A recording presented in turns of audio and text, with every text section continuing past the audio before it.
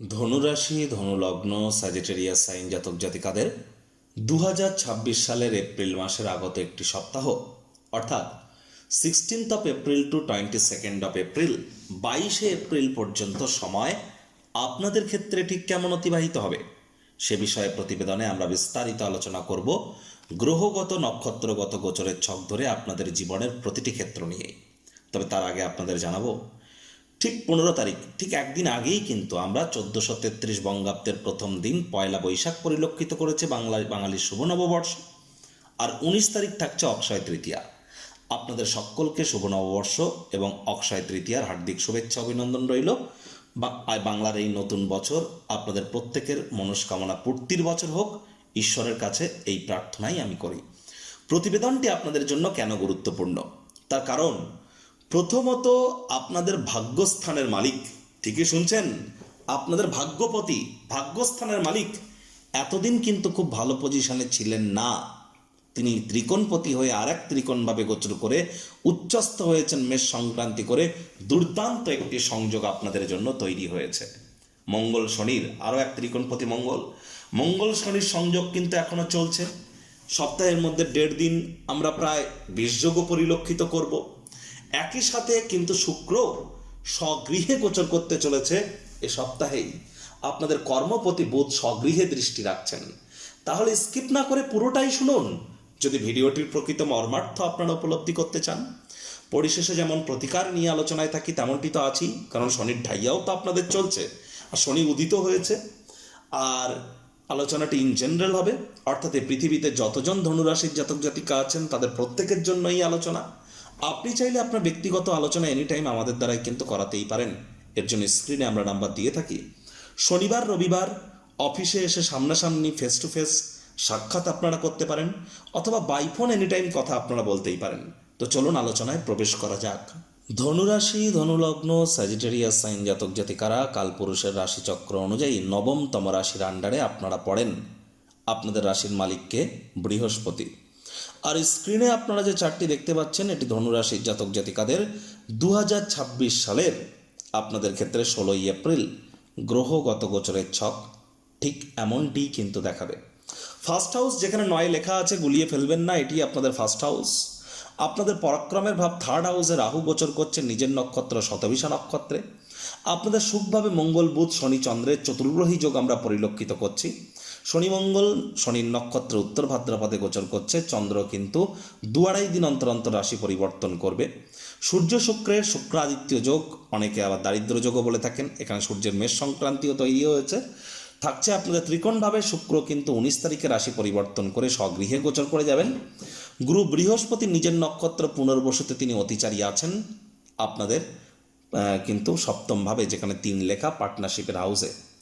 আর কেতু নিজের নক্ষত্র মঘা নক্ষত্রে আপনাদের ভাগ্যস্থানে গোচর করছে। প্রথমেই আপনাদেরকে জানাবো যে দেখুন, সৌরজগতের রাজা সূর্য, তিনিই তো আপনাদের ভাগ্যের মালিক। সূর্য আপনাদের ভাগ্যস্থানের মালিক, আর তিনি কিন্তু এই সৌরজগতের রাজা। সূর্য প্রতি মাসে মাসে রাশি পরিবর্তন করেন, অর্থাৎ প্রতিটি রাশিতে তিনি প্রতি মাসে একবার করে থাকেন। আর যখন তিনি যে রাশিতে গোচর করেন তখন সেই রাশির সংক্রান্তি আমরা বলে থাকি। সূর্য এতদিন কুম্ভ সংক্রান্তি, মকর সংক্রান্তি, মীন সংক্রান্তি পেরিয়ে শেষমেশ তিনি কিন্তু মেষ সংক্রান্তি ঘটিয়েছেন। তাহলে সুদীর্ঘ 12 মাসের ফুল সাইকেল কমপ্লিট করে, একটা চক্রকে কমপ্লিট করে সম্পূর্ণ করে তিনি নিউ সাইকেলের শুরু করেছেন। প্রকৃতপক্ষে বছর অনেক আগে শুরু হলেও অ্যাকচুয়াল বছর কিন্তু শুরু হতে চলেছে এই 14ই এপ্রিলের পর থেকে। 2 দিন আগেই কিন্তু শুরু হয়েছে।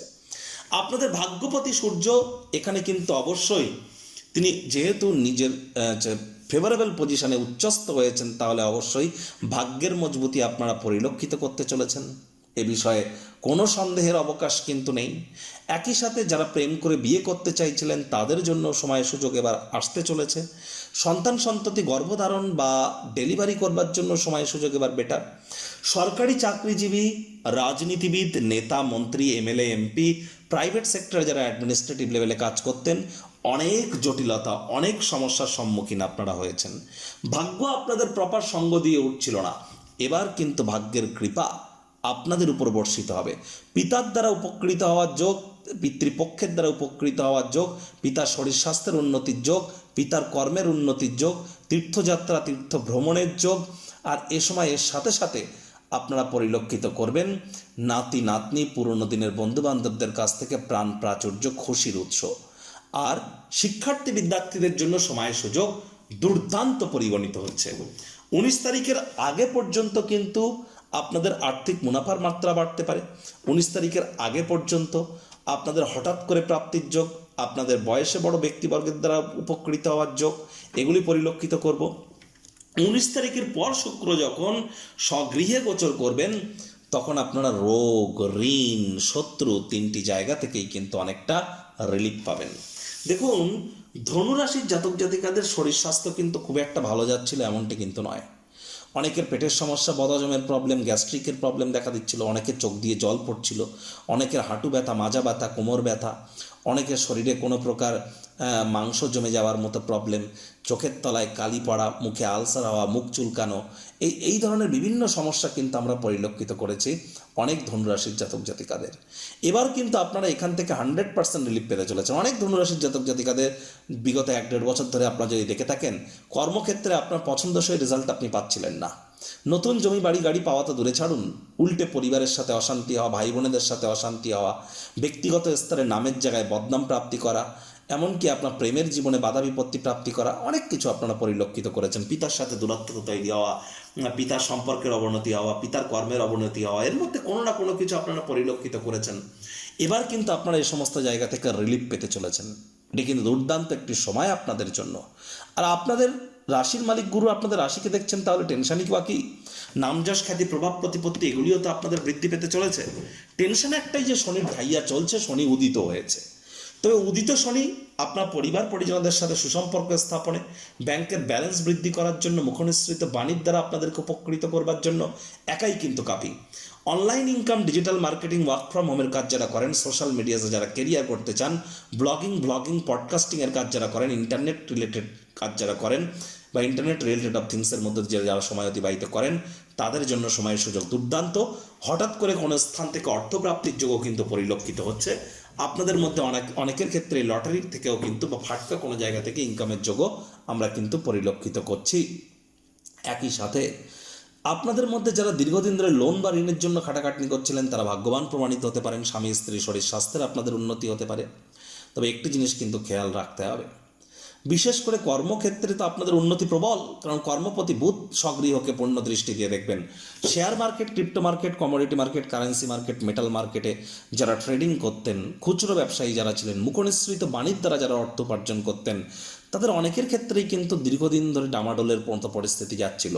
এবার আপনাদেরও পরিস্থিতি বেটার হবে।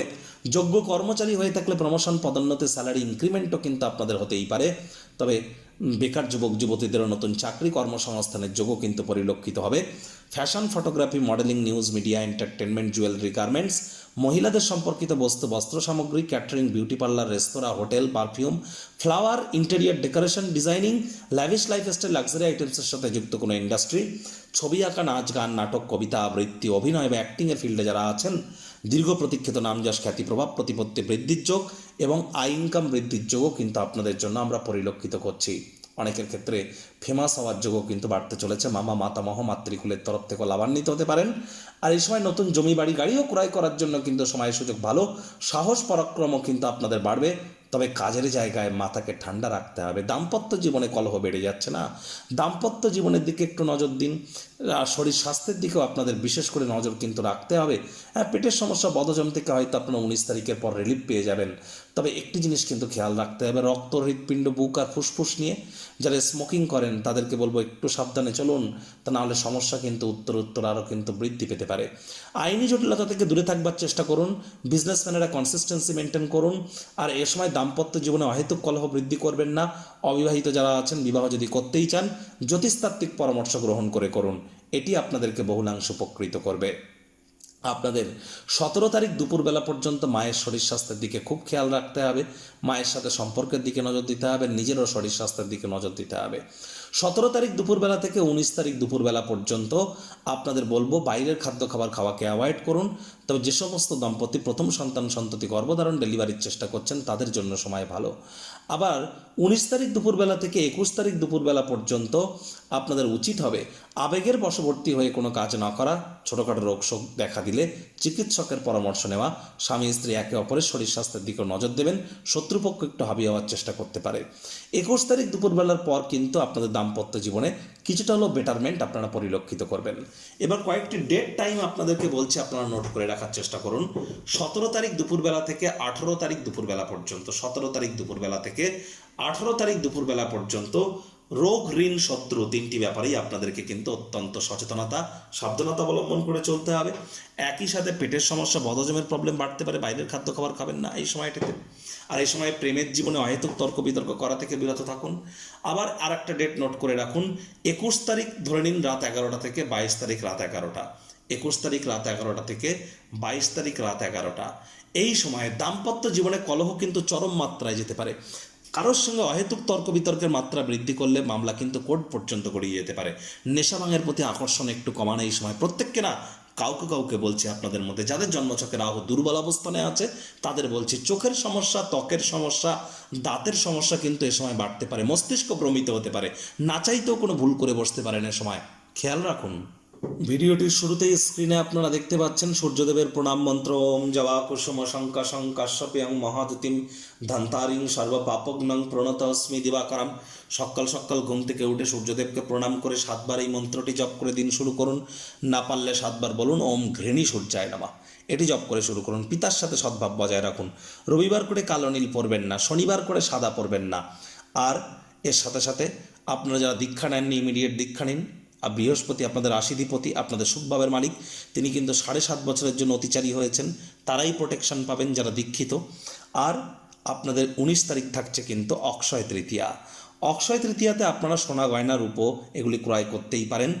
আর সব থেকে বেটার হয় যদি আপনারা অ্যান্টিক পিস, অ্যান্টিক জুয়েলারি, প্রাচীন জিনিস, প্রাচীন গয়নাগাটি ক্রয় করতে পারেন, তো খুব ভালো ফলাফল পাবেন। যদি কোনো কিছু না পারেন তাহলে আপনারা একটি ঝাঁটা বা ঝাড়ু ক্রয় করে আনুন সূর্যের আলো থাকাকালীন। এটি বাড়ির উত্তর দিকে রেখে দিন, মাটিতে শুইয়ে রাখুন, ফ্লোরে মেঝেতে শুইয়ে রাখুন। কখনোই এটিকে দাঁড় করিয়ে রাখবেন না, দরজার আশপাশে রাখবেন না, ভিজে ঝাঁটা কখনো রাখবেন না, মুড়ো ঝাঁটা কখনো রাখবেন না, খেয়াল রাখুন এগুলো। শনি মহারাজ কিন্তু আপনাদের অর্থের মালিক, আপনাদের টাকা পয়সার মালিক শনি মহারাজ, আপনাদের পরিবারের মালিক শনি মহারাজ, আপনাদের সাহসের মালিক শনি মহারাজ। আর তারই তো ঢাইয়া চলছে, তিনি তো কর্মফলদাতা, কর্ম করলে তবে কর্মের ফল দেন। তাহলে তাবিজ, কবচ, মাদুলি, পাথর বা জেমস্টোন, হোমযজ্ঞ এসব করে কী লাভ হবে? কর্মের মাধ্যমে তাকে সন্তুষ্ট করার চেষ্টা করুন না। এনি টাইম যোগাযোগ করতে পারেন। সংসারে অশান্তি, প্রেমে বাধা বা বিবাহে অনিশ্চয়তা, ব্যবসাতে ক্ষতি বা চাকরিতে ডামাডোল, অসুস্থতা, দুঃখ, দারিদ্রতা থেকে কিছুতেই রেহাই মিলছে না, পরীক্ষায় ফেল, তাহলে আর দেরি কেন? জীবনের যাবতীয় সমস্যার সমাধান করব আমরা। বাস্তুশাস্ত্র, সংখ্যাতত্ত্ববিদ্যা, লাল কিতাব, বৈদিক জ্যোতিষশাস্ত্র, কৃষ্ণমূর্তি প্রভৃতি পদ্ধতিতে জন্মছক বিচার করা হয়। প্রয়োজন অনুভব করলে স্ক্রিনে ফ্ল্যাশ হওয়া নম্বরে যোগাযোগ করতেই পারেন।